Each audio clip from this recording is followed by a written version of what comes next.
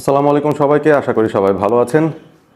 আপনারা একটা জিনিস নোটিস করেছেন কি, বাংলাদেশ আন্ডার 20 দলটা যখন পাকিস্তানের সঙ্গে ম্যাচটা খেলতে নেমেছে তখন সেই ম্যাচটা দেখার জন্য ইউটিউব চ্যানেলটায়, যেই অফিসিয়াল চ্যানেল ইউটিউব খেলা দেখানো হচ্ছিল, সেখানে কত সংখ্যক দর্শক এসেছিল?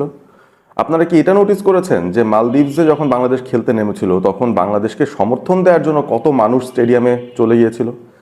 এবং এগুলো দেখে আপনার কাছে কি মনে হয় যে সাধারণত বাংলাদেশের আন্ডার 20 কোনো দল বা এজ লেভেলের কোনো দল যখন কোনো টুর্নামেন্ট খেলতে যায় সেই দলটাকে নিয়ে এত হাইপ, এত উচ্ছ্বাস, এত এনথুজিয়াজম সাধারণত কি থাকে? আগের সময়গুলোর কথা যদি চিন্তা করি সেরকম কিন্তু আমরা দেখিনি।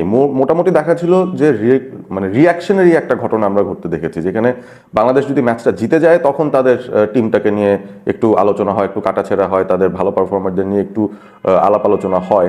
বাট ইন জেনারেল অনেক বেশি হাইপ কিন্তু আমরা দেখেছি এই সাফ আন্ডার 20 বাংলাদেশের এই চ্যাম্পিয়নশিপ টুর্নামেন্টটা খেলতে যাওয়ার আগ থেকে। এবং সেটার পেছনে আমার মনে হয় খুবই বড় একটা কারণ ছিল সুলিভান ব্রাদার্সরা এই দলের সঙ্গে অন্তর্ভুক্ত হয়েছেন। সো এই বিষয়টা আসলে আমরা ডিনাই করতে পারবো না। আলাদা রকম একটা হাইপ তৈরি হয়েছে। Bangladesh football team, national senior men's football team আগেও ফুটবল খেলেছে অনেক, তবে হামজা চৌধুরী আসার আগ পর্যন্ত সেরকম হাইপকে আমরা দেখিনি। কেন এই ঘটনাগুলো ঘটে?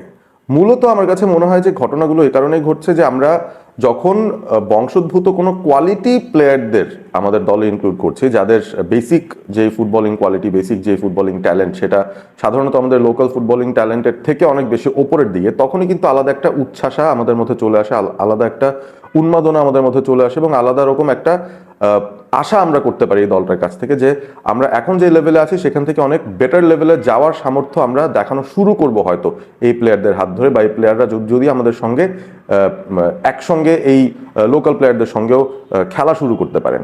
তো এইটাই মূলত আমার কাছে মনে হয় যে ওই গতকালের ম্যাচটায় হাইপ ক্রিয়েট করার জন্য যথেষ্ট ছিল। এবং আপনারা ক্যামেরার কাজটার মধ্যেও দেখবেন যে বাংলাদেশ যখনই খেলছে তারা কিন্তু ওই রোনান সুলিভান, যিনি গতকাল ডেবিউ পেয়েছেন, তার দিকেই বারবার ফোকাসটা করছিল যে হ্যাঁ, তিনি ইউএসএ বংশোদ্ভূত একজন খেলোয়াড়। তার বড় ভাই কুইন সুলিভান, তিনি অলরেডি ইউএসএ ন্যাশনাল টিমে খেলছেন। কাভান সুলিভানও খুব ভালো করছেন। 4 ভাইয়ের মধ্যে বড় 2 ভাই ইউএসএতে ভালো করছেন এবং ছোট 2 ভাই বাংলাদেশে খেলার জন্য এসেছেন। এটা কিন্তু বিরাট বড় একটা ব্যাপার ছিল, বিরাট বড় একটা স্টোরি ছিল। অন্তত এখন মাঠের পারফরমেন্স কেমন হবে সেটা নিয়ে কিন্তু আমরা খুব একটা শিওর ছিলাম না, কারণ এই দলটা, আমি বলবো যে প্লেয়াররা অনেকেই হয়তো একজনের সঙ্গে খেলেছেন এজ লেভেলে, আন্ডার 17, 19, 20 এই লেভেলগুলোতে। বাট নতুন অনেক খেলোয়াড়দের যে ইনক্লুশন, এই যে যেমন সুলিভান ব্রাদার্সদের ইনক্লুশন, সেটাও কিন্তু একটা নতুনত্ব এনেছে।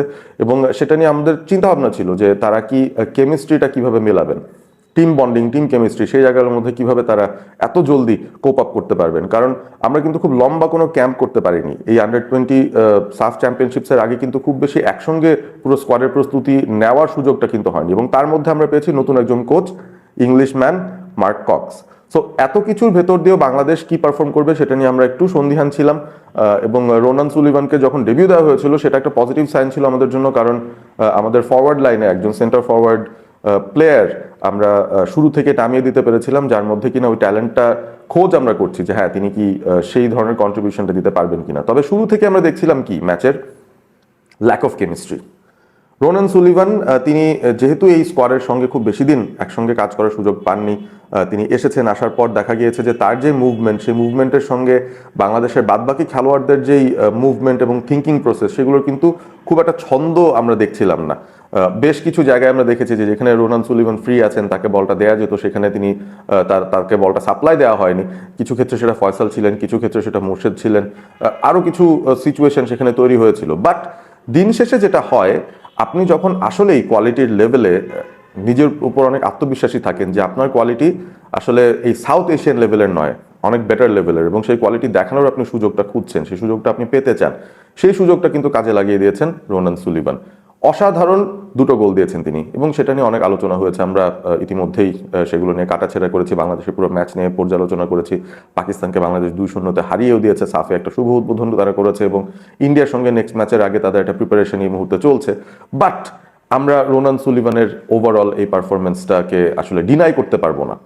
হামজা এসে যেরকম একটা হামজা এফেক্ট তৈরি করে দিয়েছিলেন, ইমিডিয়েট ইম্প্যাক্ট হামজা চৌধুরী আসার পর থেকেই তাকে কেন্দ্র করেই সবকিছু আবর্তিত হচ্ছিল। বাট তিনি প্রুভেন একজন ফুটবলার ছিলেন, যে কারণে তার সান্নিধ্য মেনে নিতে অনেকের হয়তো অসুবিধা হয়নি। তবে রোনান সুলিভান যখন এসেছেন, তাকে কিন্তু খুব একটা আমলে নিচ্ছিলেন না। শুরুর দিকে আমার মনে হচ্ছিল যে তাকে ইনভলভ করে যে খেলতে হবে বা তিনি দলের জন্য কতটুকু ইম্পর্টেন্ট হতে পারেন সেই ব্যাপারটা নিয়ে হয়তো ধারণাই খুব একটা বেশি আমাদের এই দলটার মধ্যে ছিল না।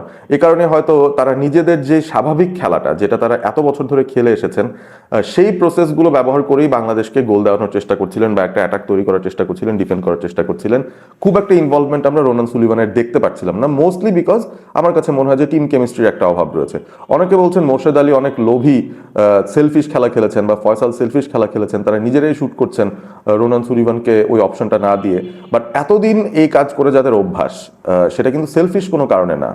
কারণটা হচ্ছে মূলত তারাই এই দলের বেস্ট প্লেয়ার এবং তারা সেটা জানেন, বাকিরাও জানেন। সুতরাং তাদের উপরে কিন্তু মূল দায়িত্বটা দেয়া থাকে সবসময় গোলগুলো তুলে দেওয়ার বা একটা চান্স ক্রিয়েট করার। তারা কিন্তু সেই কাজটাই করার চেষ্টা করছিলেন।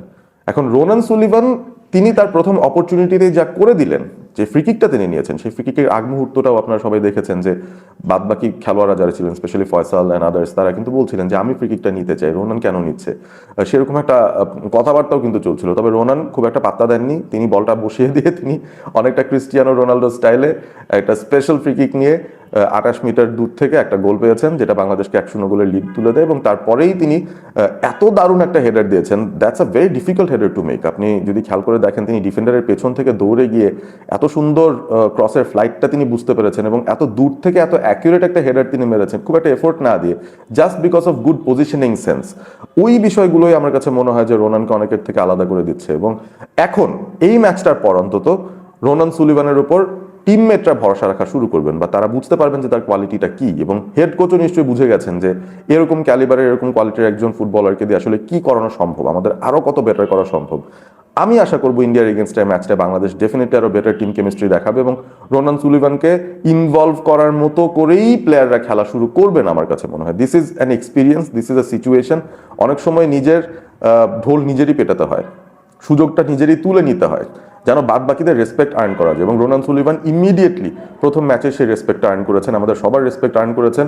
এবং তার কাছ থেকে আমরা আরো বেটার কিছু ডেফিনেটলি আশা করবো। বাট দিন শেষে team chemistry is the biggest thing. Football মাঠে 11 জনকেই একসঙ্গে সম্মিলিতভাবে খেলতে হবে। একক প্রচেষ্টায় খুব বেশি দূর আপনি আসলে যেতে পারবেন না, সেটা ফয়সালের ক্ষেত্রেই হোক, মোর্শেদ আলীর ক্ষেত্রেই হোক, কিংবা রোনান সুলিভানের ক্ষেত্রেই হোক। Everyone has to play off each other. সবাই সবাইকে সাহায্য করে খেলতে হবে। সো সেই জায়গাটাই আমি এক্সপেক্ট করছি ইন্ডিয়ার এগেনস্টে ম্যাচে বাংলাদেশের ইমপ্রুভমেন্ট আমরা দেখবো। এবং এত ভালো একজন ফরওয়ার্ডকে আমরা পাচ্ছি যার আসলে পজিশনিং সেন্স এত চমৎকার, যার ফিনিশিং এত চমৎকার, যার টেকনিক এত ভালো, তাকে আসলে ইনভলভ করতে পারলে সবারই সম্মিলিত লাভ হবে। মোর্শেদ আলীও গোল পাবেন, ফয়সালও গোল পাবেন এবং অ্যাসিস্টটা হয়তো রোনান সুলিভানই করে দিবেন। শুধুমাত্র তাকে ইন্টিগ্রেট করে নেওয়ার একটা বিষয় থাকবে। এবং আমি এখন আরো এক্সাইটেড হয়ে গেছি, ব্যাক অফ দ্য লাইনে ডেকলান সুলিভানকেও যদি ডেবিউ দেওয়া হয়, তিনি আসলে সেখানে কি করেন। ইন্টারেস্টিং একটা ফ্যাক্টর হবে যদি দুই ভাইকেই ইন্ডিয়া ম্যাচে আমরা স্টার্ট করতে দেখি। তো দেখা যাক শেষ পর্যন্ত বাংলাদেশ ইন্ডিয়ার সাথে ম্যাচে কি করে। But it was a very very good start and I opening start from Ronan Sullivan. Congratulations to him, congratulations to Bangladesh পাকিস্তানকে হারিয়ে দিয়ে সাফে একটা শুভ সূচনা করার জন্য। ভিডিওটি ভালো লেগে থাকলে অবশ্যই বন্ধুদের সঙ্গে শেয়ার করবেন এবং সাবস্ক্রাইব করবেন অল স্পোর্ট এবিপি। কমেন্ট করে জানিয়ে দেবেন এই ম্যাচটা নিয়ে বা রোনান সুলিভানকে নিয়ে আপনাদের মতামত, সেই সাথে বাংলাদেশের ওভারঅল টিম কেমিস্ট্রিটা আপনারা কেমন দেখলেন প্রথম ম্যাচে। ভালো থাকবেন সবাই।